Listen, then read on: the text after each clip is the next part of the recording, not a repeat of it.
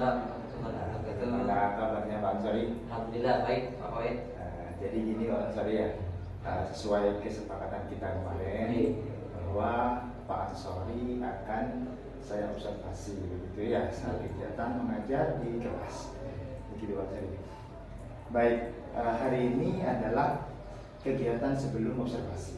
Kita sebut namanya pra-observasi. Begitu Pak Ansori ya. Jadi Pak Ansori perlu ketahui bahwa kegiatan pra-observasi ini bertujuan untuk mengetahui dan mengevaluasi diri kita khususnya sebagai lembaga pendidik, apakah dalam saat kita mengajar apa sudah sesuai dengan apa yang kita rencanakan, begitu Pak Ansori ya. Oke, sebelumnya saya mau tanya, ini kapan ya jadwal yang akan Pak Ansori lakukan untuk kegiatan observasi ini? Ya, sesuai yang saya sampaikan kemarin Pak, rencananya untuk observasi ini saya untuk observasinya minggu depan Pak. Minggu depan Pak. Untuk kelasnya itu rencana saya ingin di kelas 10 AKN 3. Kemudian untuk jam pelajarannya jam ke-56. Jam ke-56. Ya. 10 AKN 3 jam ke-56. Ya, pasnya hari Rabu. Hari Rabu. Baik Pak Ansori.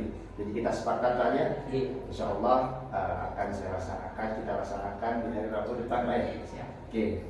Baik Pak Ansori. Selanjutnya saya mau tanya ini. Nanti yang akan menjadi tujuan pembelajaran Bapak di kelas 10 AKN 3 itu apa Pak? Ini kebetulan untuk 10 AKN 3 ini kan saya melihat dari minat belajar mereka dalam matematika kan masih kurang. Kemudian ada beberapa siswa di situ yang tingkat kolaborasinya itu masih rendah. Jadi tujuan saya untuk observasi ini Pak Wahid, harapannya saya nanti bisa mengembangkan pembelajaran untuk kolaborasi siswa nantinya. Kemudian harapannya juga motivasi siswa dalam belajar matematika lebih meningkat. Rencananya nanti saya akan mencoba untuk menerapkan pembelajaran berdiferensiasi untuk meningkatkan motivasi belajar mereka Pak. Jadi diferensiasinya harapan saya nanti dari diferensiasi produk terlebih dahulu agar lebih mudah, sehingga harapannya mereka ingin menciptakan produk yang mereka inginkan sesuai dengan minat mereka seperti itu. Itu Pak ya. Jadi Pak Ansori ingin fokus di bagian kolaborasi. Berarti nanti akan menjadi fokus saya untuk amati itu Pak ya? Iya betul Pak. Oke. Kemudian ini Pak.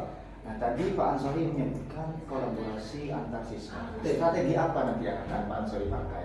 Jadi saat pembelajaran di kelas. Jadi rencana saya nanti untuk kolaborasinya itu saya akan mencoba untuk menerapkan kompetensi sosial emosional. Jadi rencana di awalnya itu saya akan mencoba untuk bagaimana siswa itu bisa memahami diri mereka, kemampuan awal mereka, sehingga nanti bisa terpetakan mana yang sudah bisa, mana yang sedang, mana yang mungkin masih belum. Nah dari ketiga kategori tersebut nanti Pak saya akan membentuk kelompok nanti dengan pembagiannya itu secara merata. Nah ada yang jadi yang sudah bisa nanti akan saya campur dengan yang masih di tengah, kemudian dicampur lagi dengan yang masih belum bisa, sehingga harapannya terjadi kolaborasi nanti. Seperti itu. Kalau dibuat biasanya anak-anak itu selama ini ketika saya bikin kelompok itu kan masih saya bebaskan. Nah itu akhirnya yang terjadi adalah anak-anak hanya kumpul dengan yang mereka suka saja. Sedangkan di akhir yang tidak kebagian kelompok itu cenderung tidak berkolaborasi, hanya diam saja seperti itu.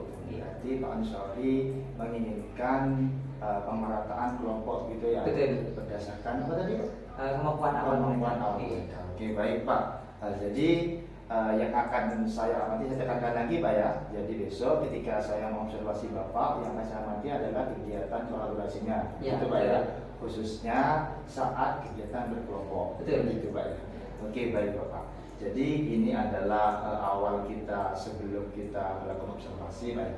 Kemudian harapan Bapak dari kita berbincang santai seperti ini apa ke depannya Bapak? Jadi harapannya Pak, ini kebetulan kan kalau ada yang mengobservasi saya kan bisa melihat Pak sejauh mana strategi yang nanti saya terapkan di pembelajaran itu bisa tercapai. kalau hanya melihat dari persepsi saya saja mungkin kan ini sudah tercapai tidaknya kan kurang pas gitu, Pak. Jadi kalau ada yang mengobservasi, harapan saya nanti bagian mana yang kurang dan bagian mana yang perlu ditingkatkan itu bisa saya ketahui gitu, Pak, untuk jadi pembelajaran berikutnya. Baik Bapak, semoga apa yang Pak Ansori rencanakan nantinya saat pembelajaran di kelas terlaksana dengan baik, begitu Pak ya. Sebelum kita akhiri percakapan awal ini Bapak, perlu Bapak ketahui nanti ketika saya di kelas saat Bapak mengajar begitu Pak ya, akan saya catat Bapak apa-apa saja mungkin yang perlu saya catat, kemudian kegiatan-kegiatan yang mungkin sudah bagus bahkan ada yang kurang akan saya catat Pak ya. Jadi Bapak bisa lebih siap nantinya untuk menghadapi kegiatan observasi ini, begitu Bapak ya. Semoga berjalan lancar. Terima kasih Bapak waktunya. Kita ketemu minggu depan Bapak ya. Semangat bantuannya juga. Siap Bapak, semangat. Terima kasih Bapak. Assalamualaikum warahmatullahi wabarakatuh. Waalaikumsalam warahmatullahi wabarakatuh.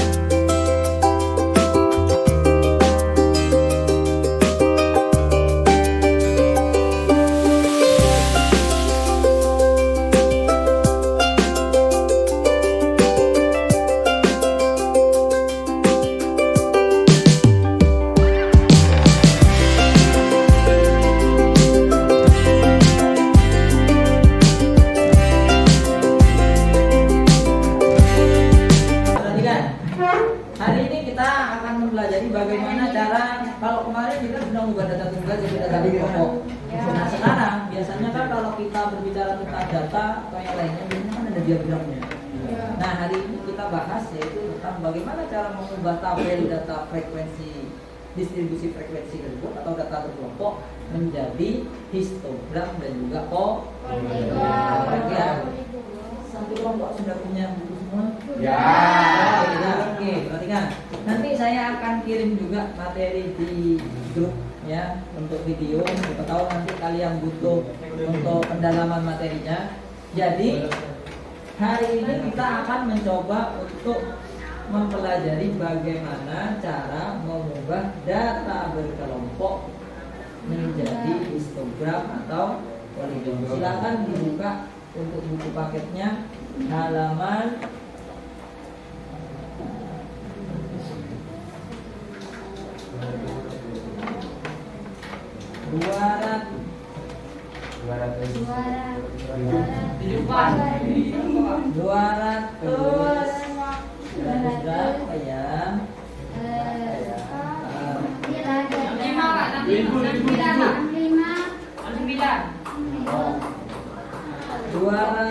278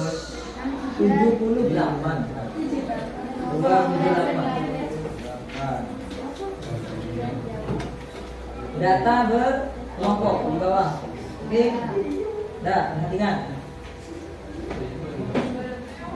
Tugasnya nanti saya akan berikan satu tabel data distribusi frekuensi atau data berkelompok. Nanti tugasnya adalah setiap kelompok nanti bebas untuk membuat atau menyajikan tabel tersebut ke dalam bentuk histogram atau polygon. Sebenarnya histogram atau polygon itu hampir mirip dengan, perhatikan, kalau histogram itu hampir mirip dengan diagram. kemudian kalau poligon itu hampir mirip dengan diagram garis. Oke ya. Ya, hapusnya. Nah, pegang. Saya cabutnya.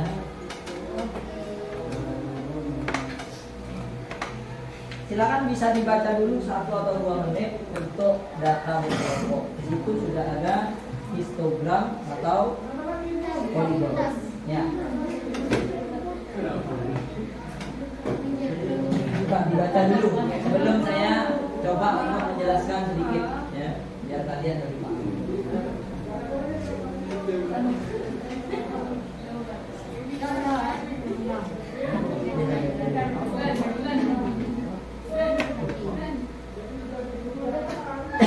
Silakan dibaca dulu ya.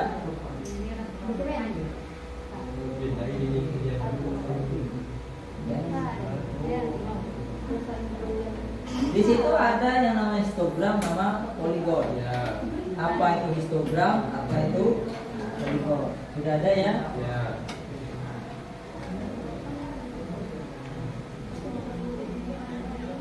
Ada yang namanya histogram, ada yang namanya poligon.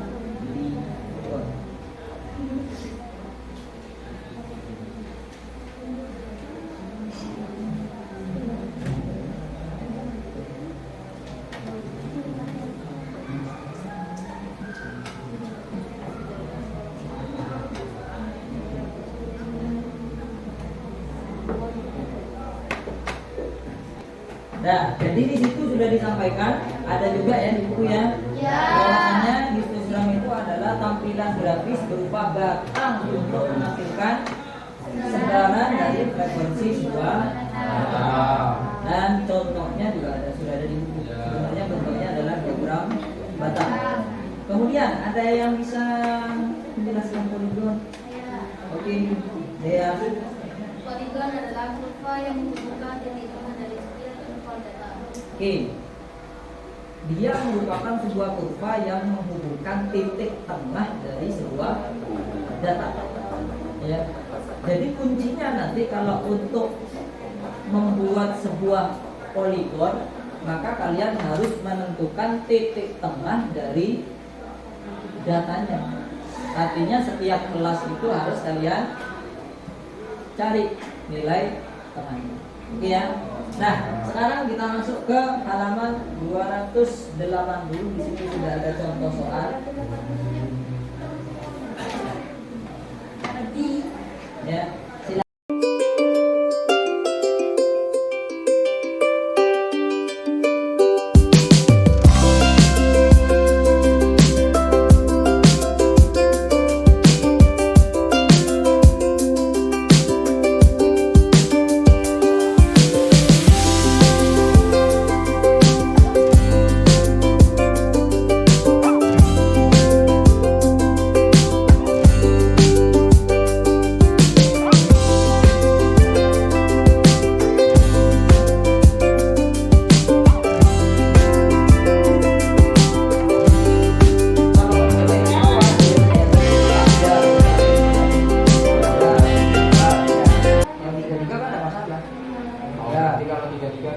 Kan ada 2, 3,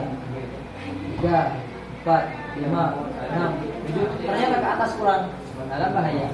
Jadi kita bisa biasanya itu mulai dari atas dulu sehingga nanti ke bawahnya kan ikuti.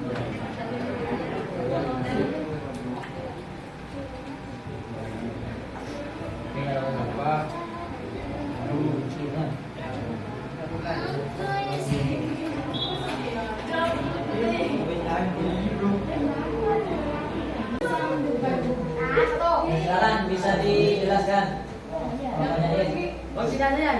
Ya, yang lain diperhatikan dulu ya, sudah diperhatikan. Assalamualaikum warahmatullahi wabarakatuh. Waalaikumsalam warahmatullahi wabarakatuh. Saya akan menjelaskan cara diagram poligon. Cara pertama membuat diagram poligon ialah kita harus mengetahui titik tengah. Cara menghitung titik tengah. Cara menghitung titik tengah. Ini 20 ditambah dulu 29. 49.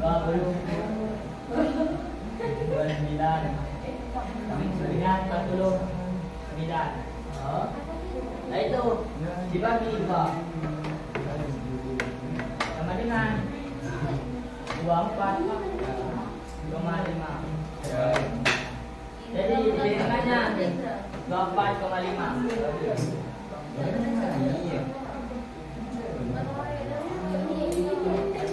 Setelah ketemu titik tengah pertama, kita sudah gampang untuk mencari titik tengah selanjutnya.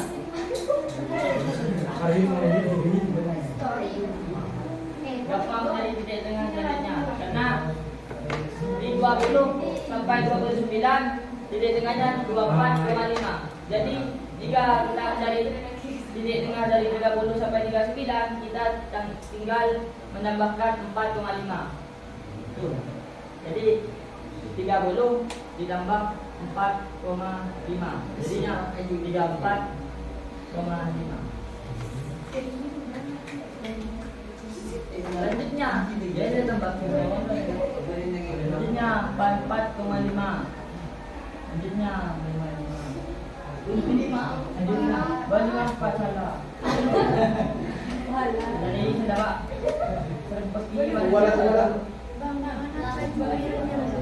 Tidak apa-apa, kan dikoreksi sama temannya.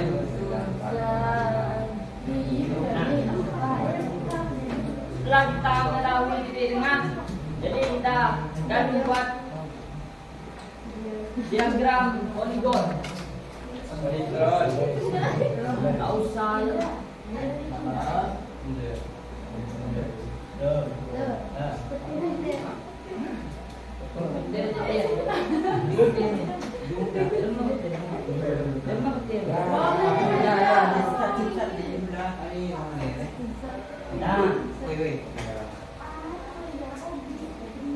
Kita harus mengetahui ini garis apa, ini sumbu apa, dan ini sumbu apa. Kalau yang di bawah ini yang dinamakan sumbu X.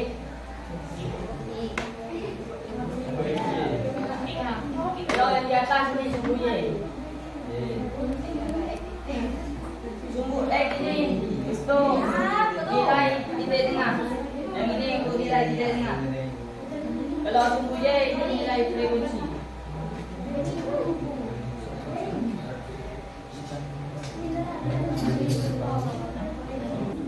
Assalamualaikum warahmatullahi wabarakatuh. Kali ini dalam rangkaian supervisi coaching akademik, saya sudah mencapai fase pasca observasi. Ini sudah dilaksanakan observasinya kemarin dan hari ini sudah mencapai fase pasca observasi. Baik, kita mulai bersama kegiatan pasca observasinya. Assalamualaikum Pak Ansari. Jadi hari ini kita sudah memasuki fase pasca observasi. Ya, setelah kemarin kita melaksanakan kegiatan belajar mengajar, saya observasi Bapak, kemudian Bapak sepertinya enjoy sekali begitu ya. Ya, alhamdulillah. Nah, ini ada beberapa yang mungkin saya akan tanyakan ke Bapak berkaitan dengan KBM yang dilakukan kemarin, begitu Bapak ya. Oke, yang pertama Bapak, bagaimana perasaan Bapak setelah melakukan KBM kemarin Bapak di kelas 10 akuntansi 3 Pak ya? Bagaimana perasaan saya? Ya, alhamdulillah perasaan saya sangat senang Pak, karena yang sudah saya rencanakan kemarin sesuai dengan SPP, tujuan pembelajaran juga itu sudah secara umum sudah bisa saya laksanakan. Meskipun mungkin dalam pelaksanaannya kemarin ada sedikit terhambat atau yang lainnya, karena memang ketika saya rencanakan kemarin memang ada beberapa hal yang di luar dugaan seperti itu, sehingga harus saya tangani. Tapi alhamdulillah secara umum sudah tujuan pembelajarannya sudah tercapai, kemudian apa yang saya rencanakan sudah berjalan dengan lancar seperti itu. Berarti Bapak perasaannya senang sekali begitu Bapak ya, karena sudah sesuai dengan rencana yang sudah Bapak jalankan, begitu ya? Ya. Oke Bapak, jadi kemarin saya melakukan observasi di kelas yang Bapak ajak, gitu ya. Catatan-catatan yang pertama mungkin ini sebagai refleksi kita bersama Bapak ya.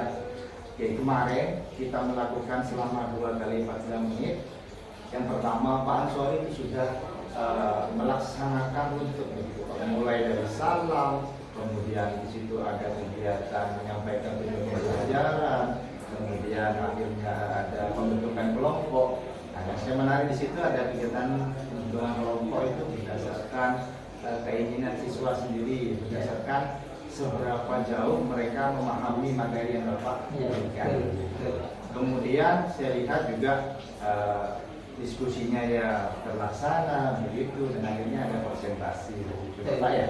Itu yang saya amati kemarin. Ya memang mungkin ada kekurangan-kekurangan begitu Pak ya, dan kita akan kulik bersama di sini ya Pak ya.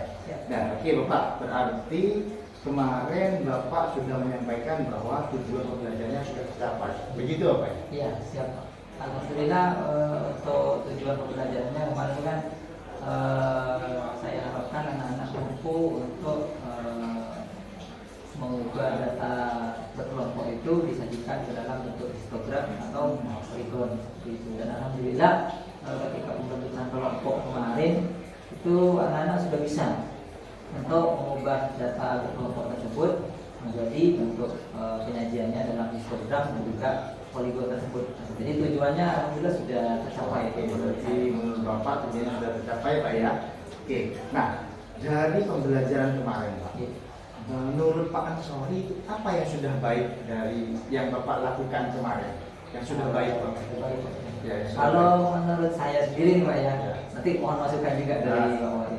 Jadi kalau menurut saya yang sudah baik, pertama terkait dengan pembelajaran berdiferensiasi, itu kemarin ketika pembentukan kelompok itu saya sudah menentukan bahwasanya ada dua penyajian, boleh bentuk histogram atau polygon, sehingga saya memberikan diferensiasi produk kepada setiap kelompok. Silakan setiap kelompok itu boleh membuat penyajian dari data yang sudah ada itu sesuai dengan keinginan mereka sendiri, seperti itu. Nah, sehingga setiap kelompok itu ada yang berbeda, ada yang membuatnya itu dalam bentuk histogram, ada yang membuatnya juga dalam bentuk polygon seperti itu. Jadi diferensiasinya itu sama sudah tercapai. Itu yang menurut saya sudah bagus. Kemudian yang kedua terkait dengan KSE kemarin. Jadi kemampuan sosial emosional itu kalau menurut saya Pak ya, itu sudah lumayan bisa diterapkan di kelas.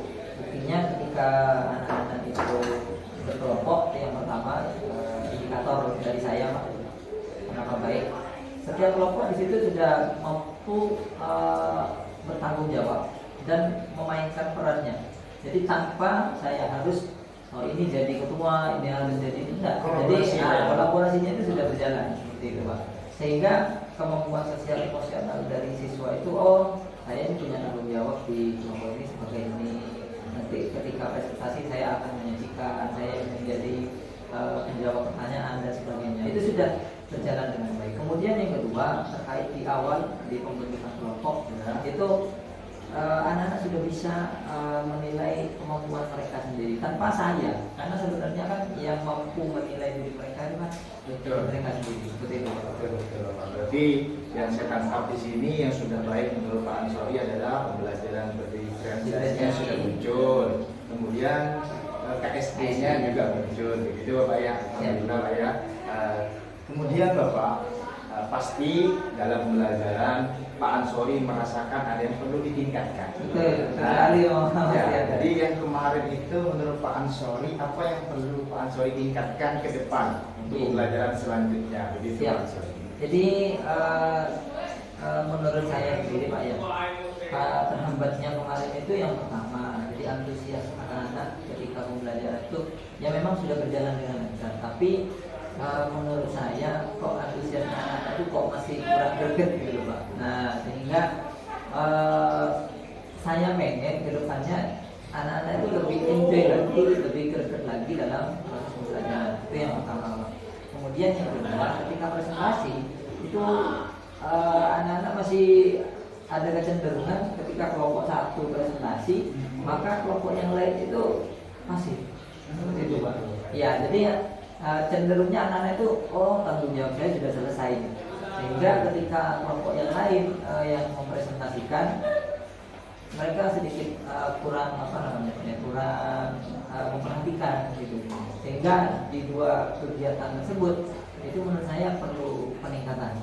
Oke, berarti Pak Ansori melihatnya bahwa dalam kegiatan berkelompok khususnya ketika presentasi ada sesuatu yang kurang perhatikan. Oke, sekarang pertanyaannya untuk mengembangkan itu Pak, apa yang Pak Ansori akan lakukan sebagai pengembangan diri Pak Ansori ke depan? Ya, dari hal tersebut kemarin ketika sudah diobservasi oleh Pak Mawakil, saya punya pemikiran bahwasanya untuk membuat siswa itu lebih kreatif, saya ingin ini Pak, belajar lagi terkait dengan penggunaan aplikasi-aplikasi nantinya. Sehingga harapan saya ketika kalau kemarin kan saya kan membentuk kelompoknya kan masih menggunakan tempelan stiker ya di depan. Jadi harapan saya nanti ketika anak-anak itu sudah menggunakan aplikasi itu lebih tertarik lagi gitu loh. Sehingga antusias mereka untuk belajar matematika itu lebih meningkat. Misalkan pembentukan kelompoknya nanti pakai aplikasi apa sehingga nggak perlu nempel ke depan lagi, tapi nanti anak-anak tinggal ngecek dari HP-nya saya sudah seperti ini, sehingga pembentukan kelompoknya bisa saya tampilkan di depan. Oh baik, berarti langsung ya. Ya. Oke, untuk pengembangan kompetensi Bapak sendiri khususnya untuk meningkatkan kompetensi untuk mengatasi yang tadi itu Pak, khususnya yang anak-anak itu kurang semangat belajarnya saat presentasi. Oh iya betul. Itu bagaimana Pak? Ya tentunya yang pertama saya juga akan berkolaborasi dengan teman-teman. Intinya saya juga perlu melihat juga bagaimana ini. Misalkan saya punya keterbatasan tadi, saya coba komunikasi nanti ke teman-teman, sharing-sharing untuk pemecahan masalah yang mungkin dari teman-teman guru juga punya tips dan trik untuk setiap kelompok itu bisa lebih aktif Pak. Apalagi khususnya ketika sudah selesai presentasi. Kemudian yang kedua, tentunya saya juga ingin meningkatkan kompetensi itu dari mungkin ikut pelatihan-pelatihan ya baik itu dari mungkin karena kan bincang-bincangnya MM dewa. Jadi mungkin nanti saya coba untuk lihat di MM nanti pelatihan apa yang cocok, kemudian juga bisa pelatihannya di luar MM juga, misalkan ada iklan-iklan seminar seperti itu. Oke, baik, berarti yang saya tangkap tadi Pak Ansori merencanakan untuk memperbaiki sesuatu yang perlu ditingkatkan. Itu Pak, yang pertama kolaborasi dengan teman, ya Pak ya. Kemudian Pak Ansori akan mengikuti pelatihan di PMM, Kelompok Merdeka Belajar. Baik, saya sangat tertarik sekali Bapak. Bagus sekali, menurut saya sudah bagus sekali solusi dari Pak Ansori. Harapan kita ke depan ya, khususnya Pak Ansori sendiri begitu ya. Semoga pembelajaran kedepannya lebih baik lagi. Pak Ansori ya. Oke, terima kasih Pak Ansori sudah meluangkan waktunya untuk melakukan seperti ini. Saya juga terima kasih banyak Pak. Jadi harapan kita bersama adalah untuk memperbaiki kualitas pembelajaran kita. Pak Ansori ya. Terima kasih. Semoga kita semua selalu diberi Allah. Amin. Amin. Terima kasih juga. Terima kasih Pak Ansori ya. Assalamualaikum warahmatullahi wabarakatuh. Waalaikumsalam warahmatullahi wabarakatuh. Baik, Bapak Ibu, demikian dokumentasi rangkaian coaching supervisi akademik dari saya dan juga rekan saya Bapak Ansori. Semoga bermanfaat untuk kita semua menuju Indonesia yang lebih maju. Terima kasih. Assalamualaikum warahmatullahi wabarakatuh. Oke Pak Ansori ya. Jadi kita sudah melaksanakan serangkaian supervisi akademik gitu ya, menggunakan metode coaching gitu ya. Nah, yang saya tanyakan sekarang Pak Ansori, bagaimana Pak perasaan Pak Ansori ketika di coaching oleh saya? Bagaimana Pak perasaan? Ya, terima kasih Pak Wahid. Jadi alhamdulillah ketika pelaksanaan coaching ini saya merasa sangat senang yang pertama Pak.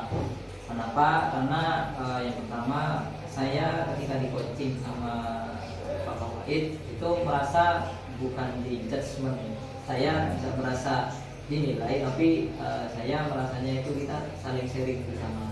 sehingga saya itu bisa menemukan mana dari pembelajaran yang sudah saya lakukan di kelas itu yang sudah baik, kemudian mana yang perlu ditingkatkan. Karena ketika dilihat sama teman itu biasanya kan agak deg-degan seperti itu Pak, takutnya nanti saya dijudge seperti ini, tapi coachingnya yang dilakukan oleh Pak Wahid, alhamdulillah saya tidak merasa dijudge atau dinilai gitu. Tapi kita saling sharing bersama seperti itu Pak Wahid.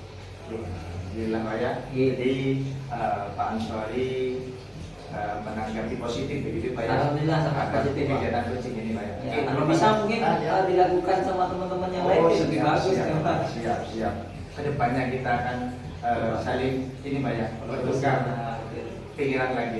Siap. Terima kasih Pak Ansori. Ya, sama-sama. Siap. Baik. Ya, Assalamualaikum warahmatullahi wabarakatuh. Waalaikumsalam.